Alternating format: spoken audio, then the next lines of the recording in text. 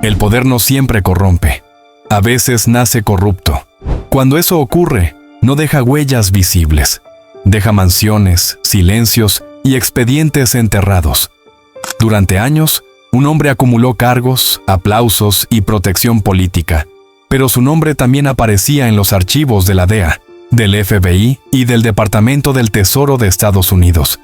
En los papeles, diputado, ministro, gobernador, vicepresidente y jefe del petróleo. En los expedientes, uno de los narcotraficantes más buscados del hemisferio occidental. ¿Quién era realmente? ¿Un estadista ejemplar o una pieza clave del narcotráfico internacional? ¿Cómo alguien señalado de proteger rutas de cocaína y de facilitar documentos a terroristas pudo despachar desde el Palacio de Miraflores, sentado junto al poder, mientras el mundo miraba hacia otro lado? Esa pregunta conduce a un lugar concreto. La mansión maldita de Tarek el-Aissami, el símbolo de cómo el sistema no solo permitió el crimen, sino que lo necesitó para sostenerse. En este video vas a descubrir cómo un hombre con cuentas congeladas en medio mundo terminó controlando la industria petrolera más grande de América Latina, y por qué, después de ser intocable durante 2 décadas, hoy no está en un yate ni en el exilio, sino en una celda acusado de robar más de $17 mil millones. Quédate hasta el final, porque su caída no fue por narcotráfico ni por terrorismo. Fue por una traición interna, descubierta demasiado tarde, y por secretos que todavía hoy pueden comprometer a toda una élite de poder. Lo que vas a escuchar no es opinión. Está documentado, incomoda a muchos gobiernos y explica por qué esta historia fue enterrada durante años, pero ya no puede seguir oculta. Para entender cómo Tarek el-Aissami se convirtió en una de las figuras más oscuras de Latinoamérica, hay que retroceder décadas atrás. Hay que ir más allá de Venezuela. Hay que cruzar el océano y llegar hasta las áridas tierras del Medio Oriente, donde un conflicto ideológico estaba sembrando las semillas de lo que años después se convertiría en un imperio criminal disfrazado de revolución. En los años 60, mientras Venezuela vivía su época dorada gracias al petróleo y atraía a miles de inmigrantes de todo el mundo que buscaban prosperidad, un hombre llegó desde el Líbano con un propósito muy diferente al de los demás. No venía buscando trabajo honesto ni oportunidades para su familia.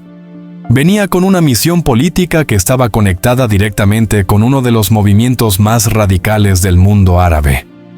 Ese hombre era Carlos el-Aissami, el padre de Tarek, y su historia personal explicaría todo lo que vendría después. Carlos no era un comerciante común ni un trabajador que huía de la pobreza. Era un militante activo, un seguidor convencido de una ideología que mezclaba el nacionalismo árabe con ideas socialistas y un profundo rechazo hacia Occidente. Llegó a Venezuela como representante de una causa que, aunque lejana geográficamente, encontraría en este país caribeño el terreno perfecto para echar raíces. Se instaló en una región montañosa del interior, lejos de las grandes ciudades, donde la vigilancia era mínima y donde podía operar con discreción. Desde afuera parecía un inmigrante más tratando de ganarse la vida. Abrió un pequeño negocio de electrodomésticos en una zona modesta, formó una familia, se integró a la comunidad local. Pero detrás de esa fachada tranquila, Carlos mantenía contactos con redes internacionales que operaban en la clandestinidad. Escribía artículos bajo seudónimo defendiendo causas radicales. Organizaba reuniones en su casa con personas que compartían su visión del mundo. Y lo más importante, educaba a sus hijos bajo esos mismos principios. Les enseñaba que el mundo estaba dividido entre opresores y oprimidos, que Occidente era el enemigo y que la lucha contra el imperialismo justificaba cualquier medio. Tarek creció escuchando esas ideas desde niño. Creció viendo cómo su padre recibía visitas nocturnas de hombres que hablaban en voz baja. Creció entendiendo que su familia no era como las demás, que tenían una misión más grande que simplemente sobrevivir. Y creció sabiendo que algún día él también sería parte de esa lucha. El momento que marcaría su vida para siempre ocurrió cuando era apenas un adolescente. En 1992, Venezuela vivió un intento de golpe de Estado que sacudió al país. Un grupo de militares rebeldes, liderados por un comandante desconocido llamado Hugo Chávez, intentó tomar el poder por la fuerza. El golpe fracasó en cuestión de horas, pero dejó docenas de muertos y una sensación de que algo estaba cambiando en el país. Esa misma noche, la casa de los El Aissami fue allanada por las autoridades. Carlos fue detenido. No fue por casualidad.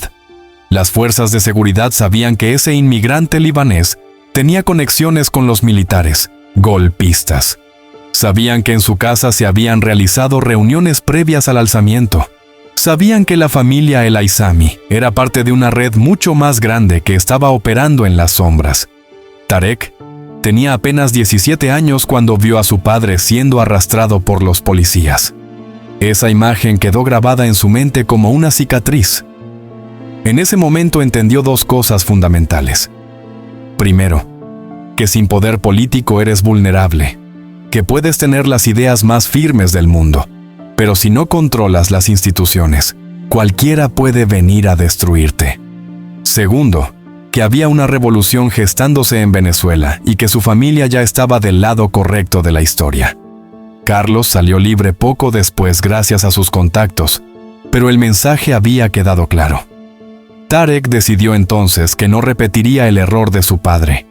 Él no sería un militante en las sombras. Él conquistaría el poder desde dentro. Ingresó a la universidad decidido a construir su propia red de influencia. Estudió Derecho no porque le interesara la justicia, sino porque entendía que las leyes son solo herramientas que quien tiene el poder puede usar a su favor. Se metió en organizaciones estudiantiles donde conoció a personas que años después ocuparían cargos importantes en el gobierno. Formó grupos de choque que respondían directamente a él. Y lo más importante, estableció contacto con el hermano mayor de Hugo Chávez, el mismo comandante que había liderado el golpe fallido y que ahora se preparaba para tomar el poder por la vía electoral. Ese encuentro cambiaría su destino para siempre. Porque mientras otros jóvenes soñaban con graduarse y conseguir un buen trabajo, Tarek El Aissami ya estaba siendo preparado para algo mucho más grande. Estaba siendo preparado para convertirse en una pieza clave de lo que sería el proyecto político más controvertido de América Latina en el siglo XXI. Y todo comenzaba con un simple favor. Un favor que involucraba algo que el nuevo gobierno necesitaría desesperadamente: control total sobre quién podía entrar y salir del país.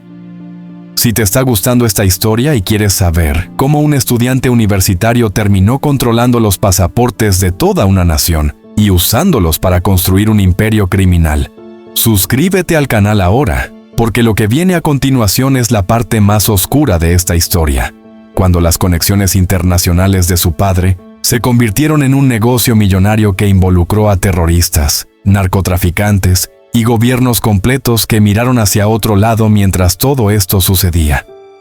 En 1999, Hugo Chávez llegó al poder, y con él llegó una nueva Venezuela.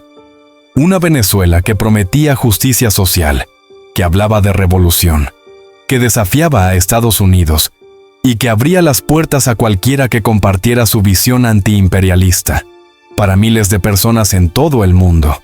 Venezuela se convirtió en un símbolo de esperanza, pero para otros, se convirtió en una oportunidad para operar sin vigilancia, para mover dinero sin preguntas, para construir redes criminales protegidas por la bandera de la revolución. Y Tarek El Aissami entendió eso mejor que nadie. A los 25 años, cuando la mayoría de los jóvenes apenas están empezando sus carreras, Tarek ya tenía un cargo en el gobierno que parecía menor, pero que en realidad era una mina de oro. Fue nombrado jefe de una oficina que se encargaba de emitir documentos de identidad a venezolanos que nunca habían sido registrados oficialmente. La misión parecía noble: darle identidad a los invisibles, a los olvidados, a los que nunca habían tenido una cédula. Pero ese programa también abría una puerta gigantesca para el fraude, porque si puedes crear identidades desde cero, puedes crear cualquier identidad que necesites. Y eso fue exactamente lo que hizo. trabajaba bajo las órdenes de un compañero de universidad, que ahora dirigía toda la Oficina de Identificación del país.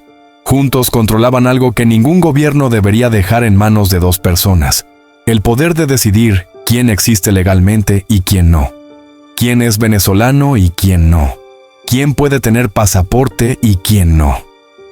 En un país que estaba abriendo sus puertas a miles de extranjeros que llegaban de todas partes del mundo, ese poder valía millones. Las primeras denuncias llegaron casi de inmediato. Funcionarios estadounidenses comenzaron a notar algo extraño. Miles de personas provenientes de países en conflicto estaban obteniendo documentos venezolanos con una facilidad sospechosa. Sirios, libaneses, iraníes, pakistaníes, egipcios, personas que llegaban sin papeles y salían días después con pasaportes nuevos, con cédulas nuevas, con identidades completamente limpias. Estados Unidos preguntó. Venezuela respondió que era parte del proceso de integración humanitaria. Pero lo que realmente estaba pasando era mucho más oscuro. Tarek el-Aissami había descubierto que su oficina podía convertirse en un negocio increíblemente lucrativo si se hacían las preguntas correctas.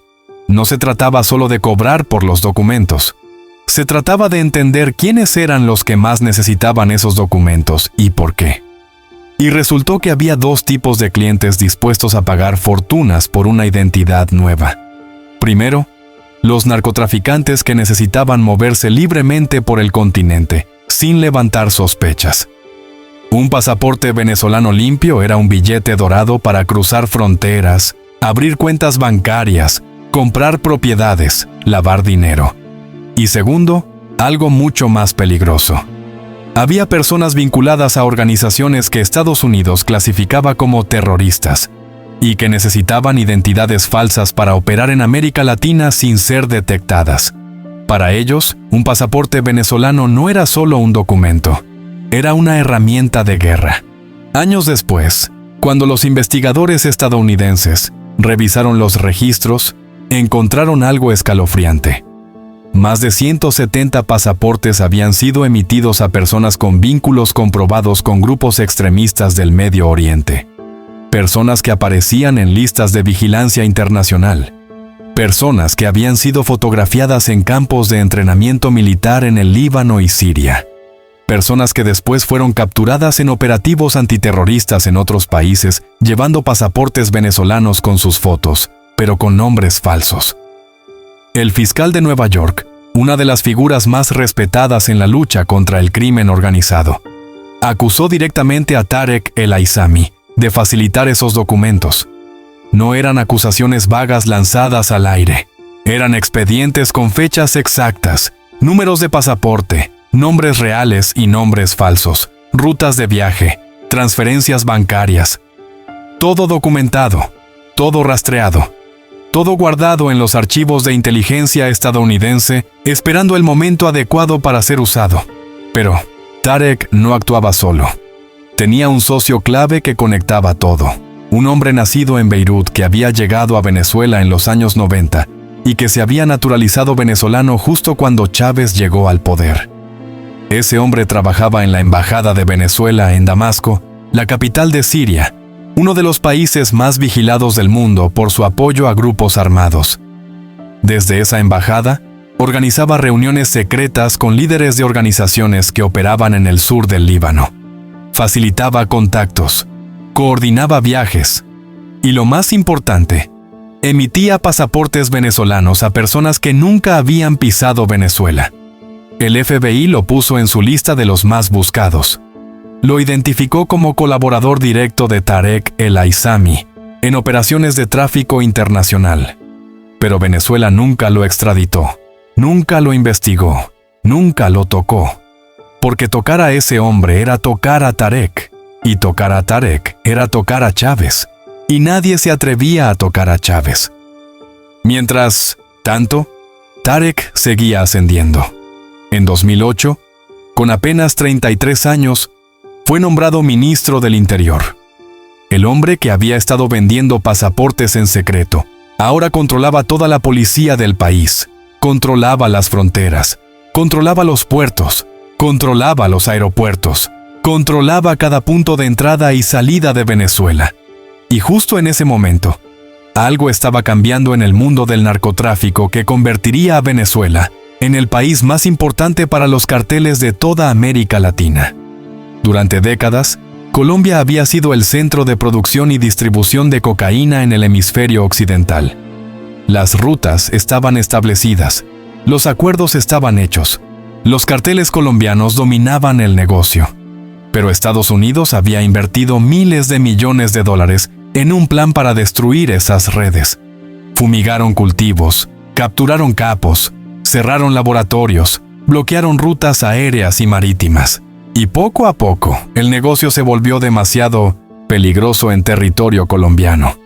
Los carteles necesitaban un nuevo país. Un país con costas extensas. Un país con aeropuertos sin vigilancia real.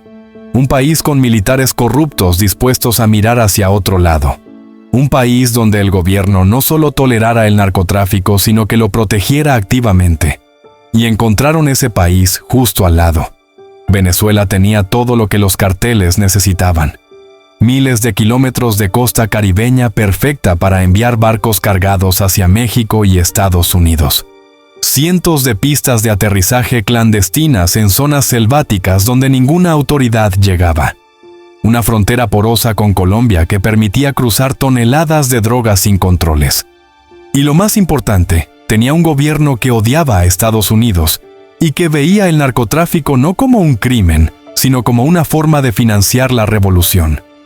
Tarek el-Aissami se convirtió en la pieza clave de esa transformación, porque él no solo controlaba las instituciones que debían detener el tráfico, él era socio del tráfico. Y su principal aliado en este negocio era un empresario venezolano de origen sirio que había entendido que en la nueva Venezuela revolucionaria, el verdadero poder no estaba en la política, sino en controlar la logística del narcotráfico. Ese hombre se llamaba Walid Makled y era, según la DEA, el tercer narcotraficante más peligroso del mundo. Makled no era un capo tradicional, no tenía sicarios, no controlaba territorios, no se escondía en las montañas. Él era mucho más sofisticado. Era dueño de almacenes en el puerto más grande de Venezuela. Tenía los derechos exclusivos para distribuir ciertos productos químicos que se usaban tanto en la agricultura como en la fabricación de explosivos. Era dueño de una aerolínea completa y usaba toda esa infraestructura legal para mover cocaína como si fueran electrodomésticos. Sus barcos salían del puerto de Puerto Cabello cargados con contenedores que en los papeles llevaban maquinaria o alimentos, pero que en realidad llevaban toneladas de cocaína escondida entre la carga legal. Sus aviones volaban rutas comerciales normales, pero hacían paradas no autorizadas en pistas clandestinas donde recogían droga, que después era transportada a México. Y todo esto ocurría bajo la protección directa de funcionarios del gobierno que recibían millones de dólares en sobornos. Makled operaba abiertamente. Tenía oficinas en Caracas. Hacía negocios con empresas internacionales. Aparecía en eventos sociales. Nadie lo tocaba porque todo el mundo sabía que estaba protegido desde arriba, hasta que cometió un error. En 2010, Makled fue capturado en Colombia, y cuando lo interrogaron, decidió hablar. Lo que dijo sacudió los cimientos del gobierno venezolano. Confesó que había pagado cientos de miles de dólares a Feras el-Aissami, el hermano menor de Tarek, para que manipulara las investigaciones policiales en su contra. Dijo que tenía los comprobantes bancarios de esas transferencias. Dijo que tenía videos de las reuniones donde se acordaron los pagos.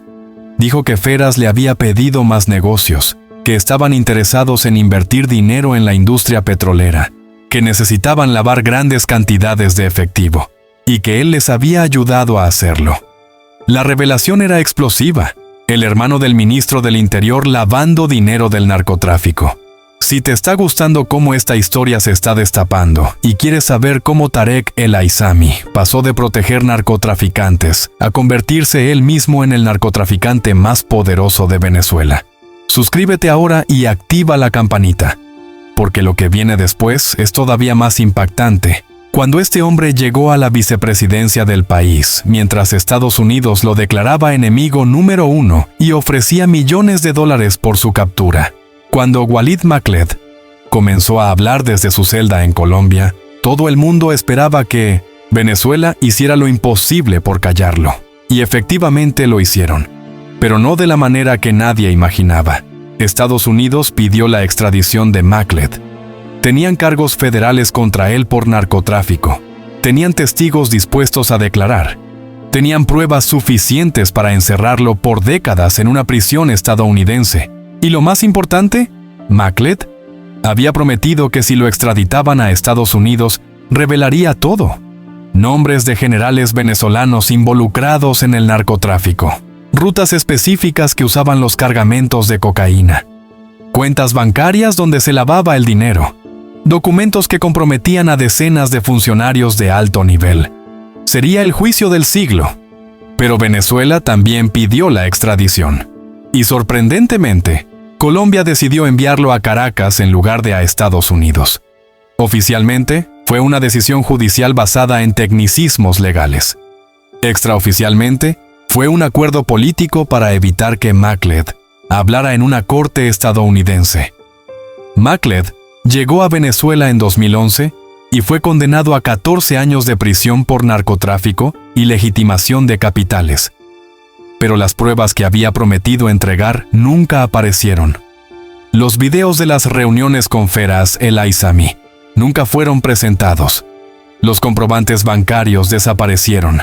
Los nombres de los generales nunca fueron revelados públicamente. Todo quedó enterrado. Y mientras Makled cumplía su condena en silencio, Tarek el-Aissami seguía ascendiendo como si nada hubiera pasado. Hugo Chávez salió en cadena nacional a defenderlo. Lo llamó revolucionario ejemplar. Lo describió como víctima de una campaña de desprestigio orquestada por el imperio. Lo blindó completamente. El mensaje fue claro para todos los que operaban en el gobierno. Puedes hacer lo que quieras siempre y cuando seas leal. Puedes robar, puedes traficar, puedes lavar dinero. Pero nunca traiciones al jefe, nunca hables, nunca rompas el pacto de silencio. Porque si lo haces, terminarás como Makled, encerrado, olvidado, con todas tus pruebas convertidas en cenizas.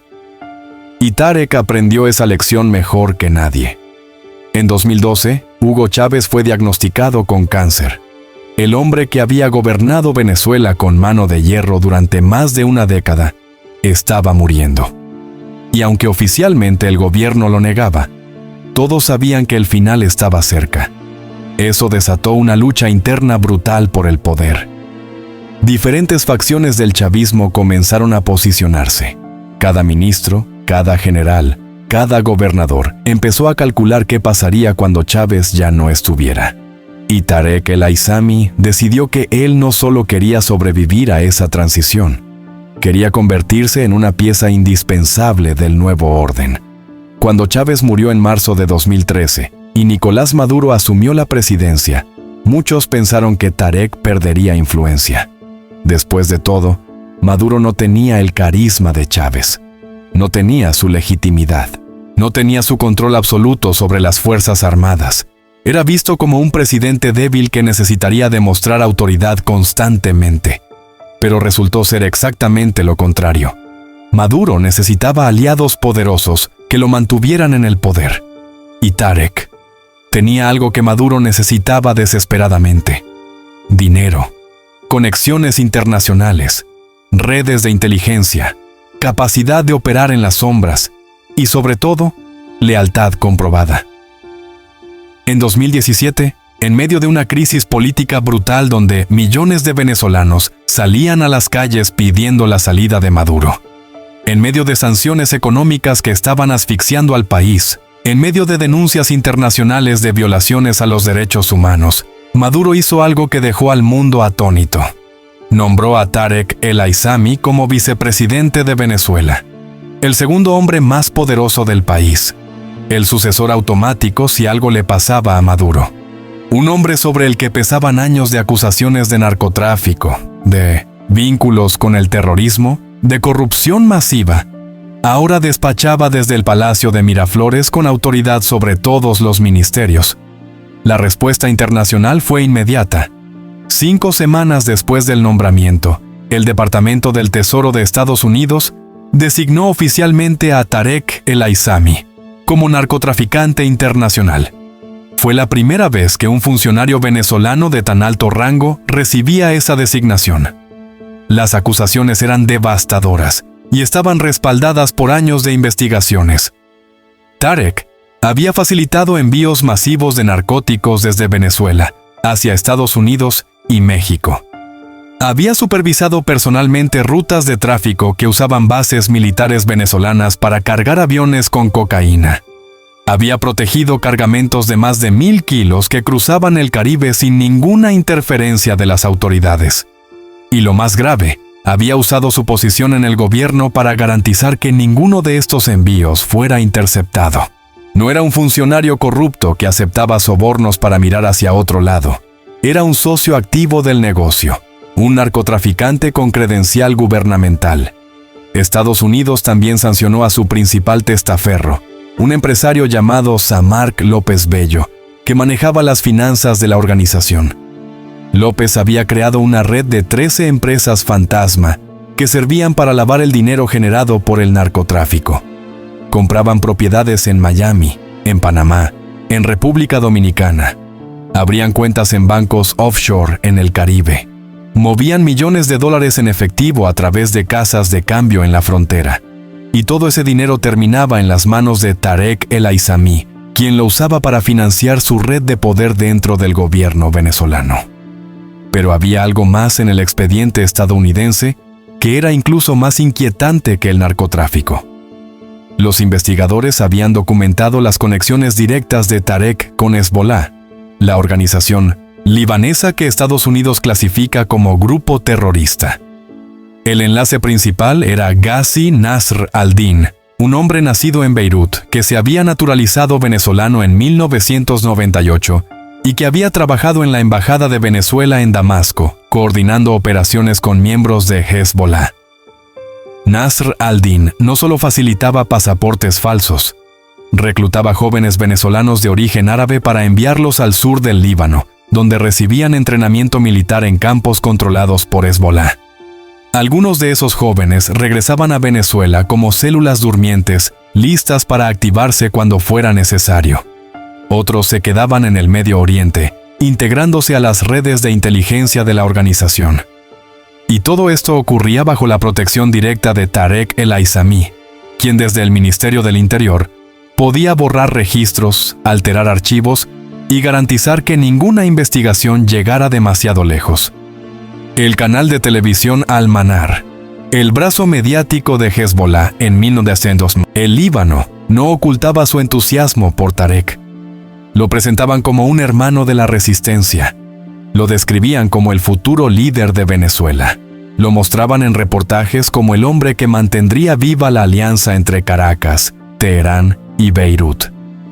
Para 2019, investigadores estimaban que más de 10,000 pasaportes venezolanos habían sido entregados ilegalmente a ciudadanos de países en conflicto. Siria, Irán, Líbano, Irak. Personas que llegaban sin documentos y salían días después con identidades completamente nuevas. Venezuela se había convertido en una franquicia del crimen organizado internacional. Un lugar donde narcotraficantes y terroristas podían operar libremente siempre y cuando pagaran el precio correcto y mantuvieran la boca cerrada. Y el hombre que controlaba todo ese sistema ahora era vicepresidente. Maduro respondió a las sanciones estadounidenses con una defensa absoluta de su segundo al mando. Lo llamó víctima del imperialismo. Dijo que las acusaciones eran falsas, que era una persecución política, que Estados Unidos estaba tratando de desestabilizar al gobierno atacando a sus funcionarios más leales. Y no solo lo mantuvo en el cargo, le dio más poder. Le otorgó autoridad sobre áreas económicas que ningún vicepresidente había controlado antes. Lo puso a cargo de programas sociales masivos que movían miles de millones de dólares sin ninguna auditoría. Porque Maduro entendía algo fundamental.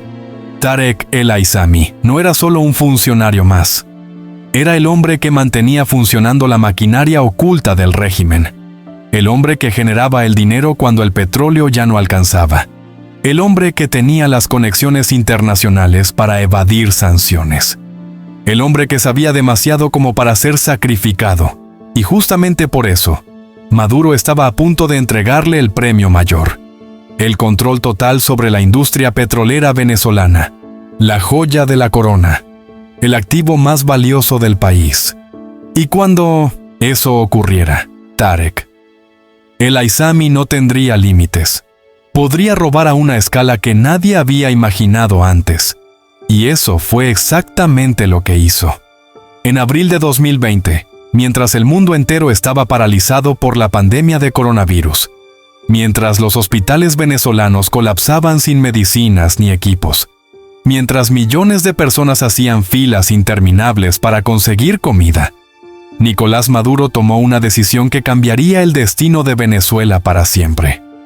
Nombró a Tarek El Aizami como ministro de Petróleo y presidente de PDVSA, la empresa petrolera estatal más grande de América Latina. Un hombre sancionado por Estados Unidos como narcotraficante internacional, ahora controlaba la industria que generaba casi todos los ingresos del país. Un hombre con cuentas congeladas en medio mundo, ahora decidía a quién se le vendía el petróleo venezolano y a qué precio. Un hombre acusado de lavar dinero para carteles de droga, ahora manejaba miles de millones de dólares sin ninguna supervisión. Era como ponerle al zorro a cuidar el gallinero. Pero para Maduro no había otra opción. Venezuela estaba bajo sanciones brutales que impedían vender petróleo en los mercados tradicionales. Las empresas internacionales habían huido. Los bancos se negaban a procesar pagos relacionados con PDVSA. El país necesitaba desesperadamente alguien capaz de operar fuera de los sistemas convencionales. Alguien con contactos en el mercado negro. Alguien dispuesto a hacer negocios con compradores que nadie más aceptaría. Y Tarek El Aizami era exactamente ese hombre. Llegó al ministerio con un plan. Si los bancos tradicionales no querían procesar los pagos, usaría criptomonedas. Si las empresas legítimas no querían comprar el petróleo, vendería a intermediarios fantasma. Si los controles normales impedían mover el dinero, crearía un sistema completamente nuevo, donde nadie pudiera rastrear nada. En 2020, el gobierno venezolano impulsó una ley que permitía realizar operaciones financieras usando criptomonedas sin los controles habituales. Oficialmente, era para evadir las sanciones estadounidenses. En la práctica, era una invitación abierta al saqueo. Tarek diseñó un esquema donde las ventas de petróleo se canalizaban a través de una oficina gubernamental que él controlaba personalmente. Los compradores pagaban en Bitcoin, en Ethereum, en Tether. Esas criptomonedas se convertían en efectivo usando plataformas offshore, imposibles de rastrear. Y el dinero desaparecía en una red de empresas fantasma que existían solo en papel. No había auditorías, no había controles, no había supervisión de ningún tipo. Solo había Tarek decidiendo quién compraba, cuánto pagaba y a dónde iba el dinero. Los testigos que después declararon ante la Fiscalía venezolana contaron detalles escalofriantes. Tarek asignaba embarques de crudo directamente sin ningún proceso administrativo. Cobraba comisiones millonarias que nunca aparecían en los libros contables. Usaba empresas creadas días antes para manejar transacciones de cientos de millones de dólares. Ordenó crear una compañía en el extranjero por la que pasarían todas las operaciones de compra de petróleo, sin que nadie pudiera verificar qué pasaba con ese dinero. En la oficina de uno de sus colaboradores más cercanos, funcionarios de PDVSA vieron pilas de billetes de $100 apilados sobre los escritorios. Dinero en efectivo que llegaba de quién sabe dónde y se iba a quién sabe dónde. Mientras tanto, la producción petrolera de Venezuela seguía cayendo. Los pozos se deterioraban por falta de mantenimiento. Las refinerías operaban a una fracción de su capacidad. Los trabajadores renunciaban porque no les pagaban salarios dignos. Pero el dinero que generaba la venta del poco petróleo que se producía no se invertía en la empresa. Desaparecía. se esfumaba, se evaporaba en la niebla de las criptomonedas y las empresas fantasma. En enero de 2023, Maduro nombró un nuevo presidente de PDVSA, un coronel militar llamado Pedro Tellechea, que llegó con órdenes de revisar las cuentas, y lo que encontró fue un desastre absoluto.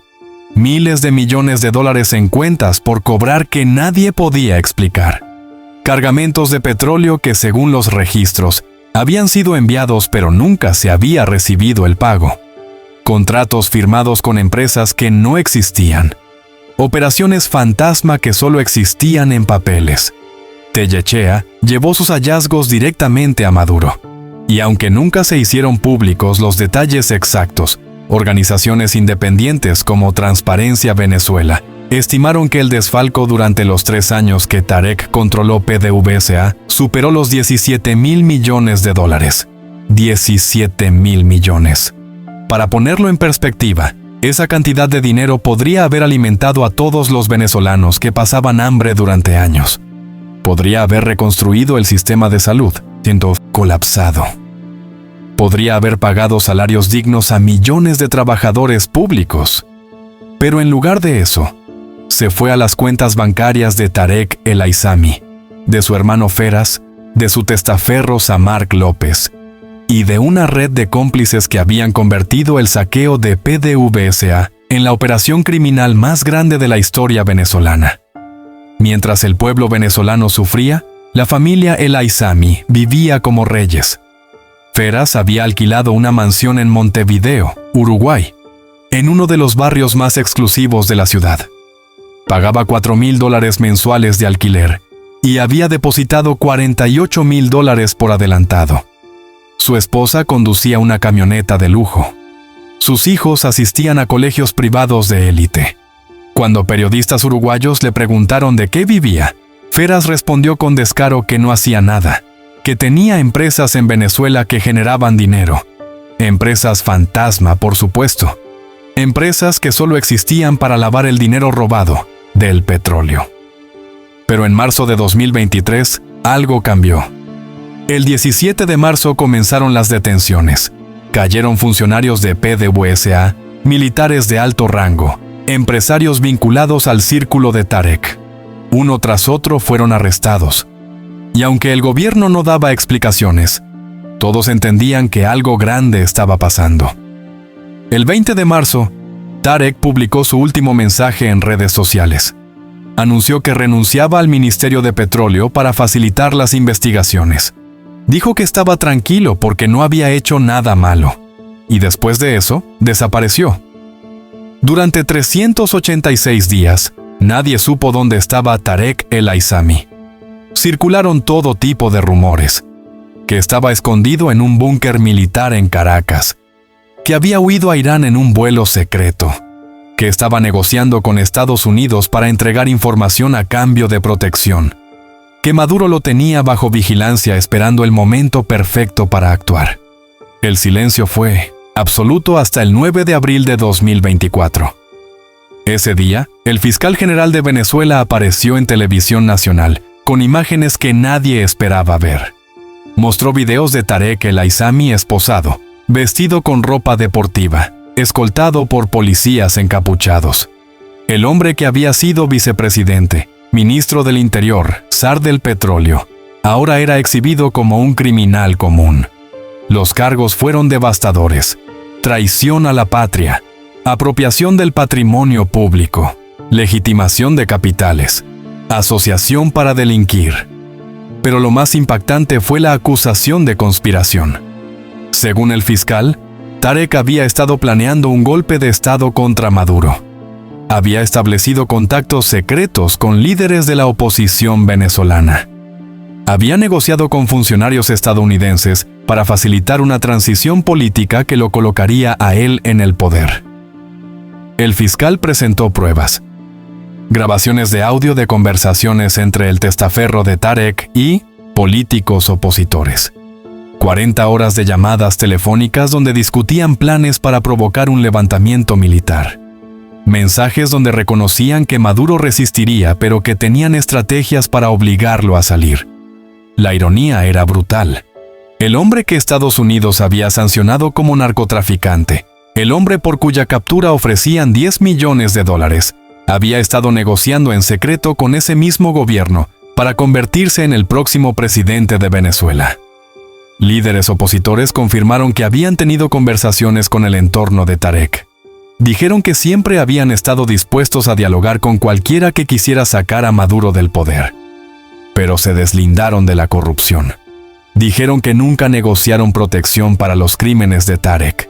Solo hablaron de transición política. Maduro respondió con furia. Propuso reformar la Constitución para incluir cadena perpetua para traidores y corruptos. Pidió ser implacable con quien traicionara al pueblo y dejó claro el mensaje. En el chavismo se puede robar, pero no se puede conspirar para reemplazar al jefe. El verdadero crimen de Tarek, el Aizami, no fue haberse robado $17,000 millones. Fue creer que podía usar ese dinero y esas conexiones para convertirse en presidente. Maduro lo descubrió a tiempo. Y ahora Tarek pagaba el precio de su ambición. El 3 de enero de 2026, todo el tablero político cambió de nuevo. Estados Unidos lanzó una operación militar que capturó a Nicolás Maduro y lo trasladó a Nueva York para enfrentar cargos de narcotráfico. El hombre que había protegido a Tarek durante años ahora compartía su destino, prisionero esperando juicio. Pero hay una diferencia crucial. Maduro está en una corte federal estadounidense. Tarek sigue en una celda venezolana. Y eso plantea la pregunta más importante de toda esta historia. ¿Qué sabe Tarek el Aizami? Conoce cada ruta de cocaína que atravesó Venezuela durante 2 décadas. Sabe los nombres de todos los generales del cartel de los soles. Tiene detalles de las conexiones con Hezbollah, con Irán, con Siria. Conoce las cuentas offshore donde se escondieron miles de millones. Sabe quién recibió pasaportes falsos y cuánto pagaron por ellos. Es posiblemente el testigo más valioso que existe sobre el narcoestado venezolano. Entonces, ¿qué harán con él?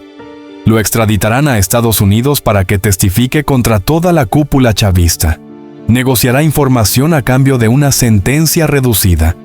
O el nuevo gobierno transitorio de Venezuela preferirá mantenerlo callado para siempre. Porque Tarek no solo sabe los secretos de Maduro, sabe los secretos de todos.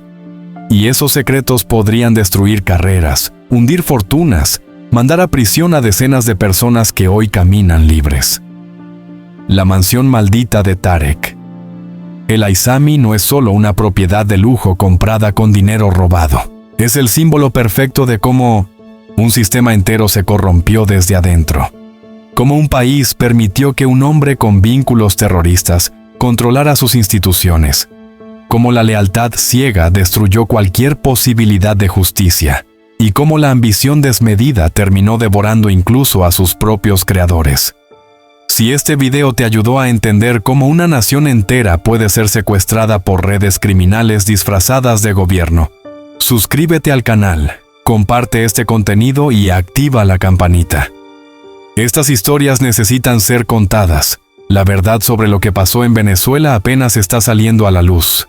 Y Tarek el Aizami es solo la punta del iceberg.